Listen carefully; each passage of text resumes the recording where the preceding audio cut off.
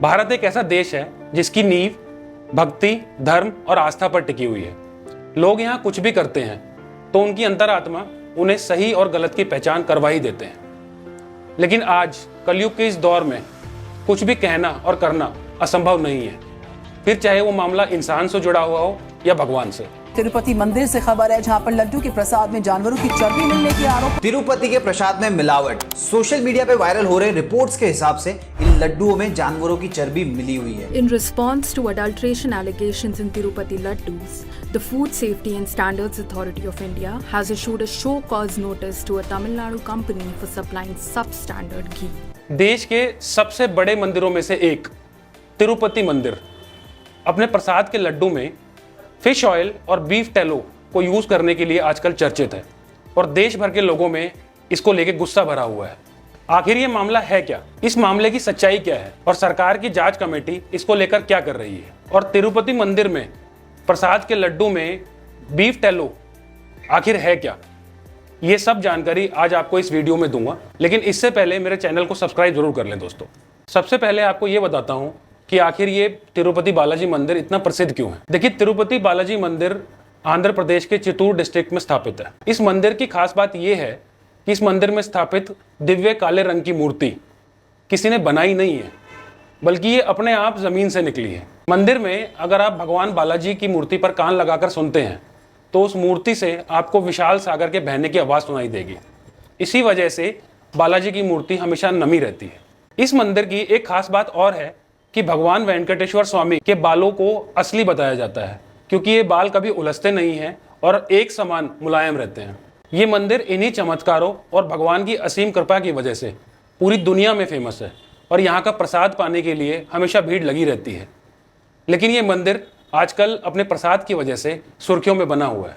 आंध्र प्रदेश में अभी टीडीपी की सरकार है, जिन्होंने 19 सितंबर को यह दावा किया कि गुजरात के पशुधन लेबोरेटरी ने प्रसाद में मिलावट की बात को कंफर्म किया है। टीडीपी के ही एक मेंबर वेंकट रमना रेड्डी ने प्रेस कॉन्फ्रेंस में एक लैब रिपोर्ट दिखाई, जिसमें दिए गए घी के सैंपल्स में बीफ टेलो की प्रेजेंस को कंफर्म किया गया है।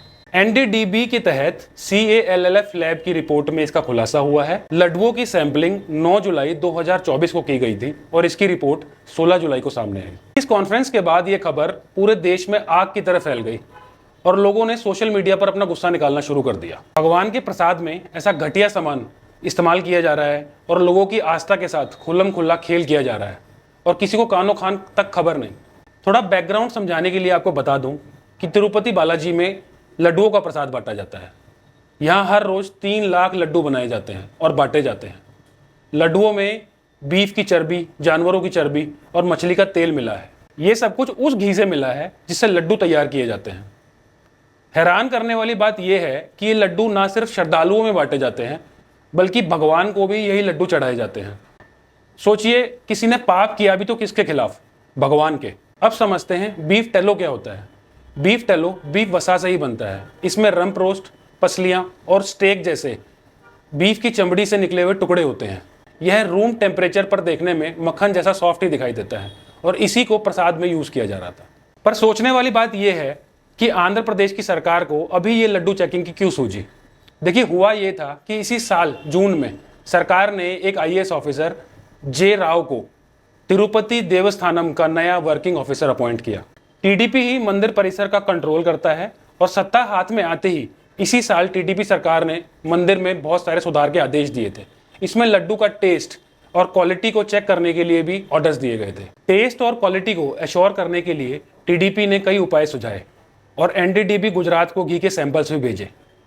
जुलाई में जारी लेबोरेटरी की रिपोर्ट ने घी में चर्बी की पुष्टि की। तमिलनाडु की AR डेयरी फूड्स ने जो मंदिर को घी सप्लाई किया था, टीडीपी ने वो स्टॉक भी वापस कर दिया और ठेकेदार को ब्लैकलिस्ट कर दिया। इस पूरी इन्वेस्टिगेशन में ये पता चला है कि जो घी लड्डुओं में मिलाया जा रहा था वो मिलावटी था।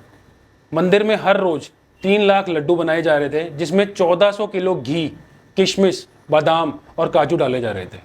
एनडीटीवी की एक रिपोर्ट के अकॉर्डिंग मंदिर की मैनेजमेंट कमेटी ऑक्शन के थ्रू प्रसाद के इंटीग्रेंट्स खरीदती है, जिसमें लगभग 500 करोड़ रुपए खर्च होते हैं। और घी सिर्फ उन्हीं डेयरी से आता है जो आंध्र प्रदेश के टेक्नोलॉजिकल सर्विस के साथ रजिस्टर्ड हैं और जिनके पास एगमार्क और FSSAI लाइसेंस है। जिस कंसाइनमेंट पर ये सारा इशू हुआ है उसमें तमिलनाडु के AR डेयरी फूड्स के 10 कंटेनर शामिल हैं, जिसमें से 4 कंटेनर को रोक लिया गया है और सैंपल के तौर पर जांच के लिए भेज दिया गया है। जब हर तरफ लोगों ने इस मैटर पर भड़कना शुरू किया तो AR डेयरी का भी इस पर जवाब आया और उन्होंने कहा कि उनका मटेरियल हर लैब टेस्ट में पास हुआ है और इसे साबित करने के लिए उनके पास डॉक्यूमेंट्स भी हैं।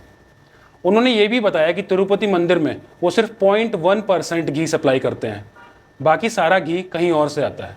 वैसे ये मामला अब सुप्रीम कोर्ट तक पहुंच चुका है और इस मामले को CBI को ट्रांसफ़र करने की मांग की जा रही है, क्योंकि ये मामला सिर्फ मंदिर के प्रसाद का नहीं है बल्कि लोगों के आस्था के साथ जुड़ा हुआ है। 0.1% घी के अलावा बाकी घी कहाँ से सप्लाई हो रहा है, इसके ऊपर भी जांच होनी चाहिए।